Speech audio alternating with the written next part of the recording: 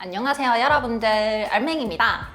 오늘은 학점은행제 플래너의 퇴사율이 높은 이유에 대해 이야기를 해보려고 해요. 아마 이 영상을 저희 대표님께서 보시면 엄청 싫어하실 것 같기는 한데 뭐 설마 들키겠나 라는 마음으로 솔직하게 이야기를 해보려고 합니다. 먼저 학점은행제 후기를 보면 처음 상담할 땐 간이고 쓸기고 다 빼줄 것처럼 얘기를 해서 등록을 했는데 얼마 못 가 담당자가 바뀌었다는 글들이 많아요. 이게 진짜 과장이 아닌 게 제가 처음 입사를 했을 때만 해도 같은 달에 입사했던 동기가 한 20명이 조금 넘었거든요.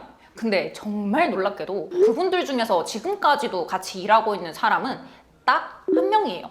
저는 동기가 한 명이라도 있는 편인 거지 다른 분들을 보면은 아예 다 나가서 없는 분들이 더 많아요. 이 정도로 매우 많은 분들이 단기간에 퇴사를 하십니다. 이게 이유가 다 있어요. 진짜 엄청 극한 직업이거든요. 제가 왜 이렇게 얘기를 하는 거냐면 여러 가지 이유가 있지만 그 중에서 가장 큰 건 정신적인 스트레스가 상당히 많기 때문이에요. 저희는 학생들을 상담하고 그 학생이 진행 과정을 다 마칠 때까지 계속 도와주는 역할이잖아요. 한마디로 사람을 상대하는 서비스업 중 하나인 거죠. 그러다 보니 생각보다 좀 잦은 비중으로 이렇게 말해도 될라나 싶기는 한데 세상과 이제 단절하신 것 같은 그런 분들을 상대하는 일들이 있어요. 갑의일치에서 명령조로 말씀하시는 분들도 있고 저랑 아무 대화도 나눠본 적이 없는 분이 다짜고짜 연락해서 님아 저기요 그쪽이 이런 호칭으로 인사 한마디 없이 말을 건네시는 분들도 있어요. 아니 저희가 메이플 자유시장에서 만난 것도 아니고 특히나 님 저기요 이런 말을 들으면은 와 진짜 솔직히 그런 분들은 상담을 해드리고 싶지 않기는 해요. 또 이런 경우도 있습니다. 제가 주의사항까지 말해주면서 제대로 안내를 해준 부분인데 본인이 실수해서 계획이 틀어져 버리는 그런 경우도 있어요. 그걸 오롯이 제 탓으로 돌리시는 거죠. 잘 되면 내 탓, 안 되면 남 탓을 하시는 분들을 보면 저희도 사람인지라 정말 화가 많이 나기는 해요. 자, 그리고 퇴사율이 높은 또 다른 이유로는 개인 시간이 없다는 점인데요. 보통 직장인분들이 학점은행제를 많이 하시는데 아무래도 퇴근하시고 나서 수업을 듣는 경우가 대부분이니까 밤늦게 연락 올 때가 많거든요. 지금 시간이 몇 시건 연락이 오면은 바로 피드백을 해드려야 되고 각종 자료 전달도 해드려야 되다 보니 자연스레 야근하게 되는 경우가 좀 많아요. 그리고 학습자분들을 보면 주말에 일을 쉬시는 분들이 많아서 그때도 연락이 자주 오거든요. 그러다 보니 항상 핸드폰을 손에 쥐고 살아야 돼요.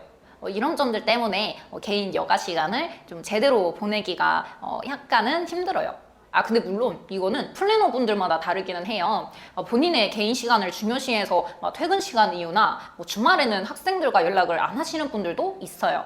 저 같은 경우에는 약간 성격이 좀 급하거든요. 특히 알림 뜨는 거에 대한 그런 강박증이 있어서 웬만하면 최대한 칼답하는 편이긴 한데 생각보다 조금 느긋한 성향을 가지신 그런 플래너 분들도 많습니다.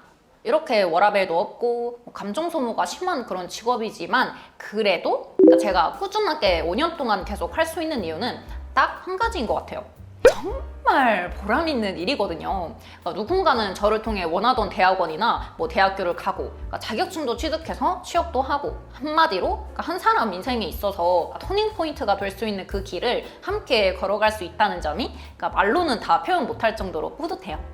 제가 언제 가장 큰 보람을 느꼈냐면요. 21년도 한 겨울쯤부터 이제 대학 진학을 목표로 저랑 과정을 진행 중이신 분이 있어요. 그분은 좀 우울증을 앓고 계신 분이었고 자존감도 낮고 자신감이 하나도 없으신 분이셨거든요. 매일 저한테 연락을 하실 때마다 성적 좋게 못 받을 것 같아요. 이번에 자격증 준비하는 거 저는 분명 떨어질 것 같아요. 이런 이야기만 하셨어요. 그래서 제가 항상 그분한테 못한다 생각하면 정말 못하고 할 수 있다 생각해야 할 수 있는 거다. 간절히 바라는 만큼 노력해야 결과가 나오는 거고 그 결과는 거짓말을 하지 않는다 하면서 약간의 뼈 때리는 말과 함께 응원의 말을 엄청 많이 했었거든요. 그렇게 한 1년 반 정도가 지나고 최근에 저한테 독학사 시험 결과 나왔는데 떨어졌다는 연락을 하셨어요. 그러시면서 하시는 말씀이 한두 문제 차이로 떨어져서 너무 아쉽다. 그런데 이렇게 한번 도전해보고 나니까 다음번 시험 때는 무조건 해낼 수 있을 것 같다. 용기가 생긴다 하시더라고요. 그 얘기 듣는데 마음이 진짜 막 너무 찡한 거예요. 와, 이분이 이렇게 성장을 하셨다니 하면서 막 괜시리 제가 다 마음이 뭉클해지고 좀 뿌듯하고 그런 약간 복잡 미묘한 감정이 들더라고요. 이 맛에 플래너합니다. 진짜로.